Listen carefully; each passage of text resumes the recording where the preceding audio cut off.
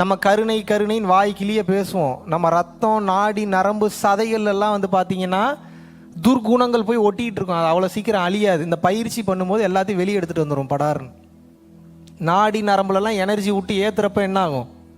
ஒன்றும் இல்லைங்க, ஒரு ஹோஸ் ஒன்று இருக்குது. ஹோஸ் தானே அதை சொல்லுவீங்க. பைப் ஒன்று இருக்குது. பைப்பில் இடையில ஒரு அடைப்பு ஏற்பட்டுருக்கு. எப்படி அந்த அடைப்பை வெளியே எடுத்துகிட்டு வருவீங்க? தண்ணியை ஃபோர்ஸாக உள்ளே கொடுத்தீங்கன்னா என்ன ஆகும்? அடப்பு வெளியில் வந்துடும். அப்போ நாடி நரம்புல பூரா காமம், குரோதம், லோபம், மோகம், மதம், மார்ச்சரியம், டம்பம், தர்ப்பம், ஈருஷை, அசூயை என்ற 10 விதமான துர்குணங்கள் அடைச்சிருக்கு. எனர்ஜி, காஸ்மிக் எனர்ஜியை இழுத்து ஃபோர்ஸாக உள்ள அடிச்சிங்கன்னா என்ன ஆகும்? அழுக்கு பூரா வெளியே வந்துடும். அப்பையும் நீங்கள் கருணையாக இருந்தீங்கன்னா இறைவன் அடைய முடியும். இது எதுக்கு பண்ணியிருக்கு அப்படின்னா, இறைவன் அடையிறதுக்கு உங்கள் பாதையை ஃப்ரீ பண்ணி விட்டுருக்கு. புரியுதா புரியலையா? தயவு செஞ்சு புரிஞ்சுக்குங்க. பைப்பில் அடைக்கப்பட்ட அந்த அழுக்குகளை எப்படி ஃபோர்ஸாக தண்ணி அடிக்கும் போது மொத்தத்தையும் வெளியில் கொண்டு வந்துடுதோ, அதுபோல் உங்களது உடலில் உள்ள, உங்களது இரத்தத்தில் உள்ள, உங்களது நாடிகளில் உள்ள ஸ்தூல நாடி, சூட்சம நாடி 2 இருக்குது. ஸ்தூல நாடி கண்ணுக்கு தெரியும், அதுவே மைக்ரோஸ்கோப் வச்சு தான் பார்க்கணும். சூட்சம நாடி எந்த ஸ்கோப்பை வச்சு பார்த்தாலும் தெரியாது, கண்ணுக்கே தெரியாத நாடி. மனதில் தூய்மை இல்லை. எதனால் உருப்படாமல் இருக்கிறோம் நம்ம? நான் என்னையும் சேர்த்தான்னு சொல்கிறேன், சொல்லுங்கள். நம்மெல்லாம் ஏன் உருப்படாமல் இருக்கிறோம்? மனதில் தூய்மை இல்லை. இல்லைங்க, எனக்கு மனதில் கொஞ்சம் நான் தூய்மையாக தான் இருக்கேன் அப்படின்னு யாராவது சொல்கிறீங்கன்னா அதுக்குண்டான பதில் என்ன தெரியுமா? மனதில் போதுமான தூய்மை இல்லை. இல்லைங்க, மனசில் எனக்கு போதுமான தூய்மை இருக்குது அப்படின்னு சொன்னீங்கன்னா மனதில் மிகவும் போதுமான தூய்மை இல்லை. என்னடா எப்படி சொன்னாலும் எப்படி? மனசில் நிறைய தூய்மை இருக்குங்க அப்படின்னு நீங்கள் சொன்னீங்க அப்படின்னா மனதில் உங்களுக்கு பக்குவம் இல்லை. ஆக மொத்தம் ஆன்மீகத்தோட மாபெரும் தத்துவம் என்ன அப்படின்னா, தப்பு எங்கேயும் இல்லை, என்கிட்ட தான் தப்பு இருக்குன்னு உணர்றதுக்கு பேர் தான் ஃபஸ்ட்டு ஸ்டெப். நீங்கள் எவ்வளோ தான தர்மம் பண்ணி உங்களுக்கு ஒன்றும் நல்லது நடக்கலையா, இன்னும் நான் எங்கேயோ தப்பு பண்ணியிருக்கேன்னு உணர்றது தான் ஃபஸ்ட்டு ஸ்டெப்.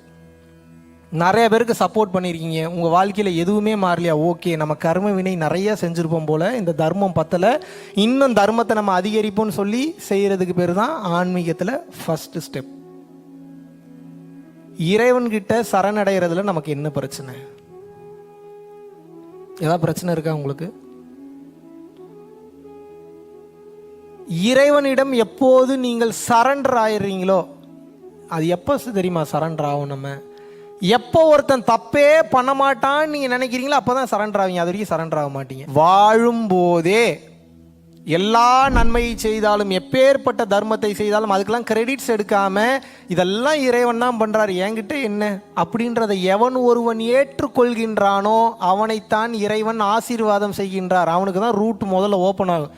நல்லா புரிஞ்சுக்கங்க. மாந்திரீகம், மந்திரம், வேறு தந்திரம் எது பண்ணிங்கனாலும் அப்போதைக்கு உங்களுக்கு சப்போர்ட் பண்ணுற மாதிரி இருக்கும். ஒரு டோர் திறந்தா 10 டோர் லாக் ஆகும், உங்கள் கண்ணுக்கு தெரியவே தெரியாது. எவன் ஒருவன் நேரான பாதையில் சென்று, நேரான பாதையில் தர்மம் அதிகமாக செய்து எல்லோரும் நன்றாக இருக்க வேண்டும் என்று நினைக்கின்றானோ கடைசியிலேருந்து 10 டோராக திறந்துக்கிட்டு வருவார். உங்களுக்கு அது தெரியவே தெரியாது.